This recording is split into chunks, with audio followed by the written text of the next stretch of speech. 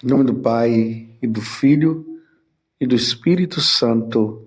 Amém. Naquele tempo, disse o Senhor: Ai de vós, porque construís os túmulos dos profetas. No entanto, foram vossos pais que os mataram. Com isso, vós sois testemunhas e provais as obras de vossos pais, pois eles mataram os profetas e vós construís os túmulos.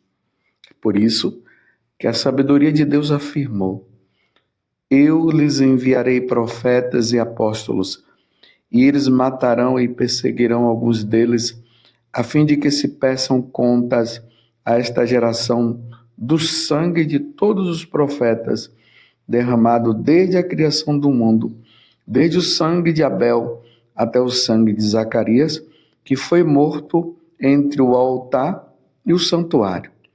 Sim, eu vos digo, serão pedidos contas disso a esta geração.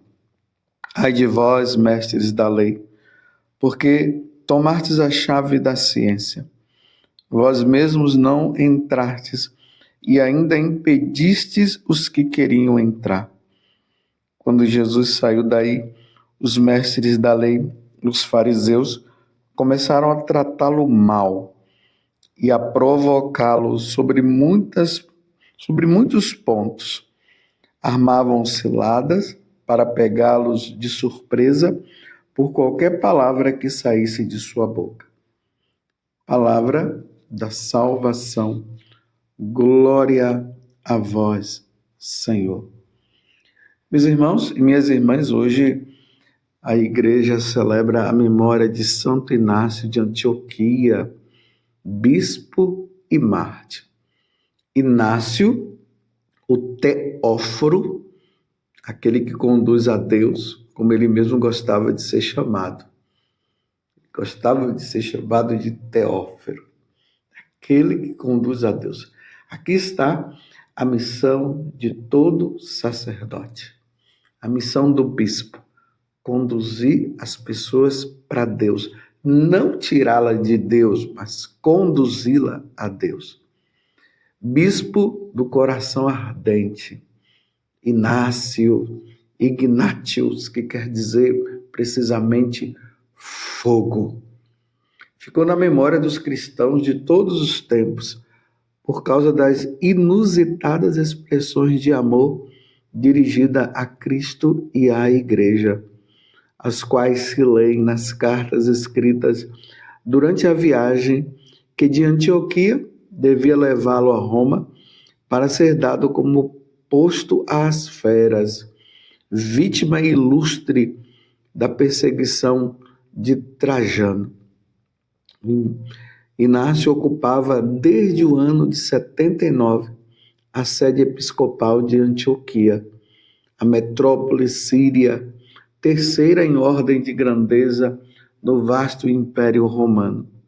E o historiador Eusébio de Cesareia o tem na conta de sucessor imediato de São Pedro. Informa-nos de que Inácio foi mandado da Síria a Roma para ser lançado como alimento às feras. Eram assim, meus irmãos, para dar testemunho, para ser realmente de Cristo no tempo da perseguição, significava ser preso e levado às feras se eles não renunciassem ao cristianismo.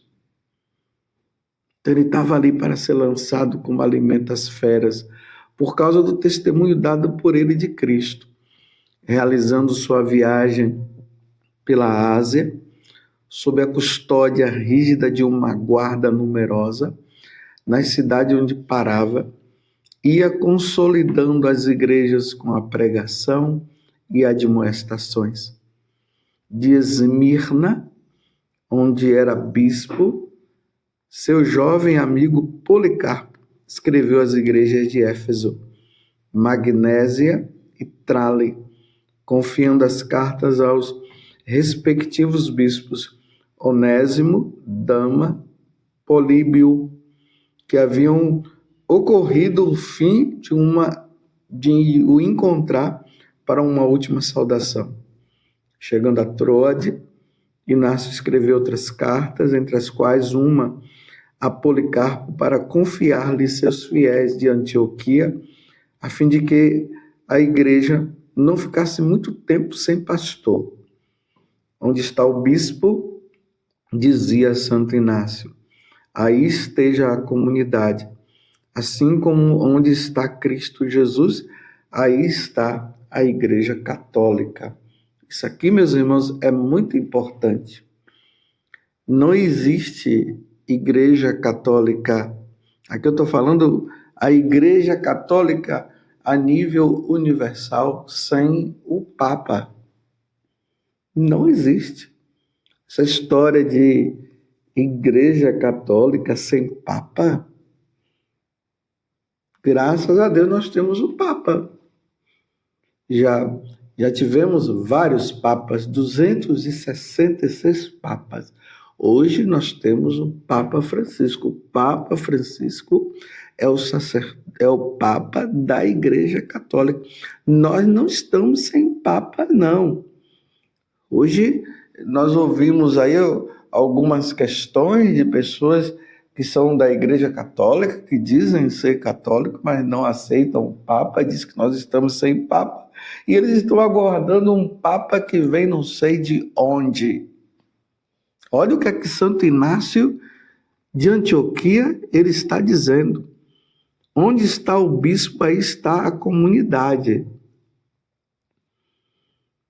Assim como onde está Cristo Jesus, aí está a Igreja Católica. Santo Inácio de Antioquia, ele tinha esse amor à igreja e esse amor aos apóstolos, aos bispos, sucessores dos apóstolos. Tomemos cuidado, meus irmãos, com essa história de que a sede da Igreja Católica, porque o bispo de Roma, ele é o Papa da Igreja Católica, então tomemos cuidado de dizer que a sede da Igreja Católica, que está lá na Basílica de São João de Latrão, ela está vazia. Existem católicos que estão dizendo isso é um ensinamento errado, isso é uma heresia. E como nós sempre rezamos pelos papas, lembremos que Pedro, quando ele estava preso, Pedro, o primeiro papa, ele estava preso, a igreja toda rezava por ele. Hoje nós vivemos um tempo em que nós precisamos rezar muito pelo nosso Papa, pelo Papa Francisco. Rezemos pelo Santo Padre. Mas, ao mesmo tempo, tenhamos comunhão com o Papa. Se o Papa está errado em determinadas coisas, ele prestará conta dos seus atos. Ele vai prestar conta dos seus atos. Se ele está correto, vai prestar conta dos seus atos também. Cabe a nós rezarmos. Essa história de que naquele momento lá em que nós rezamos após a consagração, e aí nós rezamos, nós sacerdotes, intercedemos pelas almas do purgatório, aí nós rezamos pela igreja, e ali fala pelo nosso bispo e pelo Papa, e ali nós falamos o nome do Papa. Já ouvi pessoas dizendo que é para eu não falar o nome do Papa, porque o Papa Francisco não é o Papa. Sim, o Papa Francisco é o Papa. E graças a Deus nós vimos lá no dia em que ele foi eleito, a fumaça branca, ela subiu e aí ele apareceu na frente. Houve um conclave, ele foi escolhido. Agora, que o Santo Padre, ele precisa de muita oração? Ele precisa de muita oração.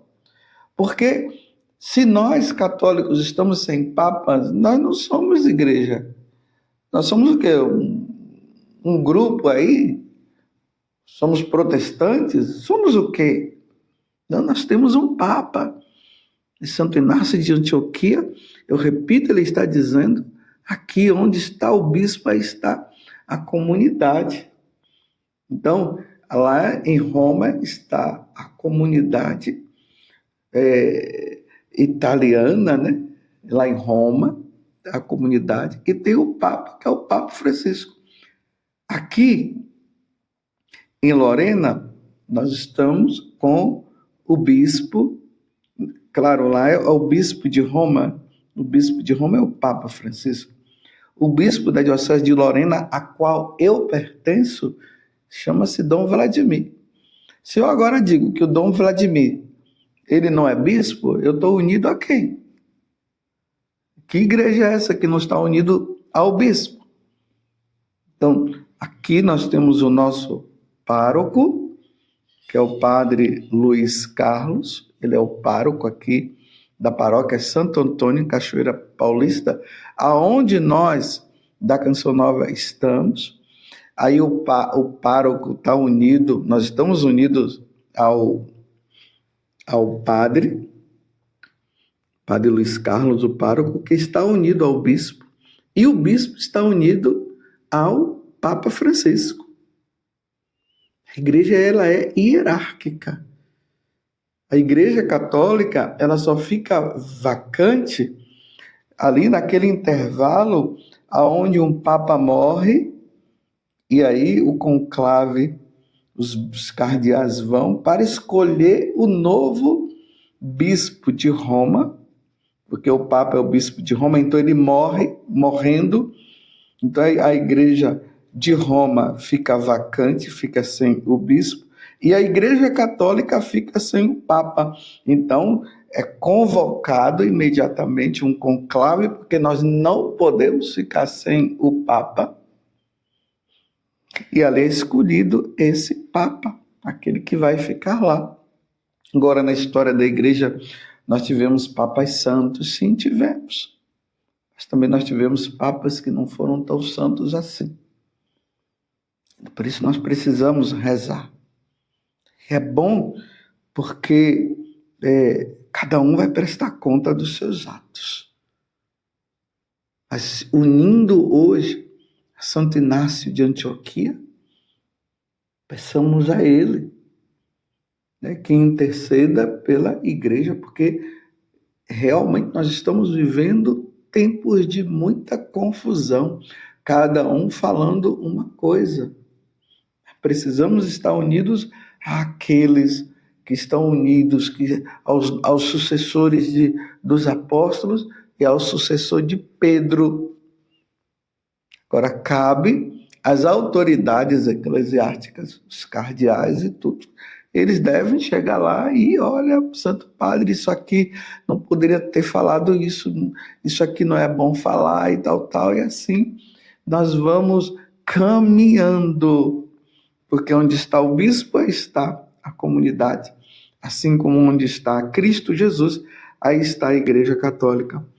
E esta última expressão destinada a passar para a história parece ter sido cunhada por ele juntamente com a palavra cristianismo.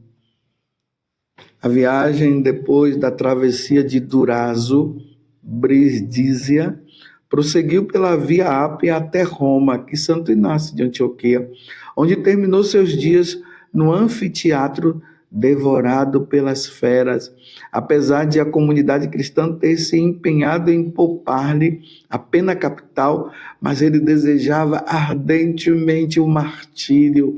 Olha só o que ele dizia: deixa-me ser alimento das feras, pelas quais me será dado desfrutar Deus. Eu sou o trigo de Deus, dizia Santo Inácio. É preciso que ele seja triturado pelos dentes das feras, a fim de ser considerado puro pão de Cristo. Para não ser incômodo a ninguém, almejava encontrar sepultura no ventre de alguma fera esfameada. É provável que os fiéis tenham conseguido subtrair o resto de seu corpo martirizado até o extremo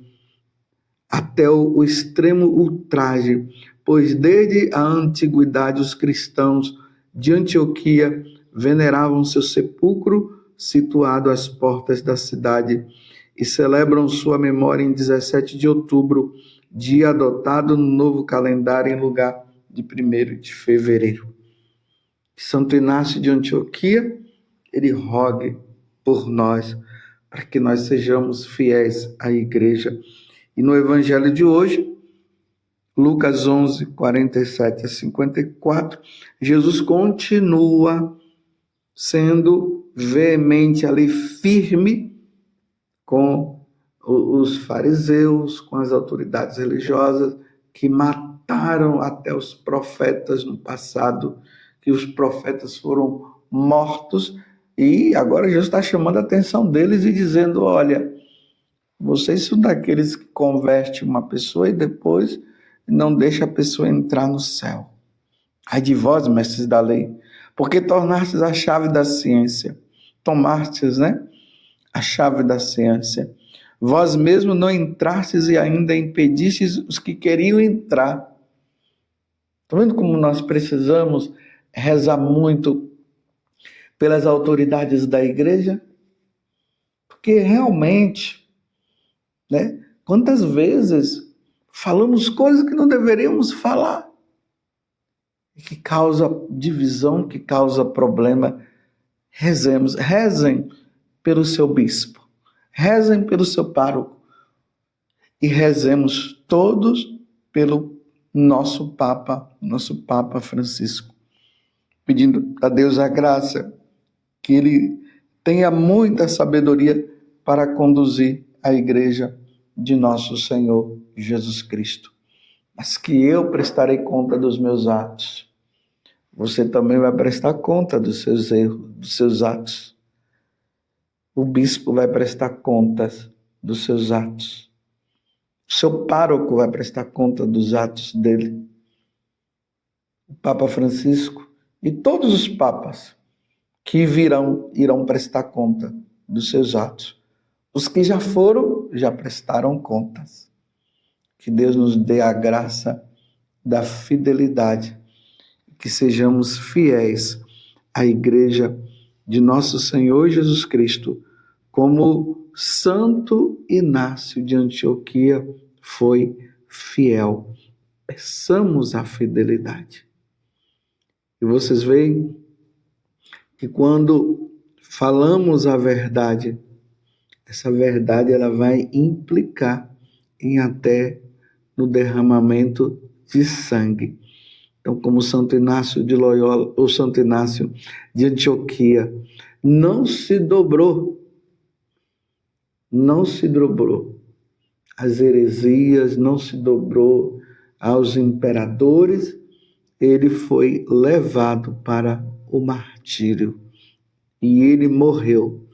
E a alegria dele era tão grande de saber que ele estava indo para ser triturado pelas feras, que ele dizia para os cristãos, não me impeçam, eu preciso ir, eu preciso ser triturado, eu preciso ser morto por amor ao meu Senhor, porque ele sabia que logo após o martírio, ele iria se encontrar com o Senhor. O martírio não é uma coisa fácil, não é para qualquer um, não. Lá no início do cristianismo, muitas pessoas, na hora que estavam ali para serem mortas por amor a Cristo, por amor à igreja, elas tiveram medo. E aí elas renunciaram. Mas tiveram os outros, crianças, adolescentes, jovens, adultos, pais, mães, casais, padres, tudo, bispos que se entregaram por amor a nosso Senhor Jesus Cristo. Ó Virgem Santíssima, não permitais que eu viva e nem morra em pecado mortal. Em pecado mortal eu não hei de morrer, porque a Virgem Santíssima há de me valer. Valei-me, Virgem Santíssima. Louvado seja nosso Senhor Jesus Cristo, para sempre seja louvado, e a sua mãe, Maria Santíssima, e desça sobre você, pela intercessão de Nossa Senhora, a bênção de Deus Todo-Poderoso, Pai, Filho e Espírito Santo. Não se esqueça, reze pelo seu pároco, reze pelo seu bispo e rezemos pelo Papa.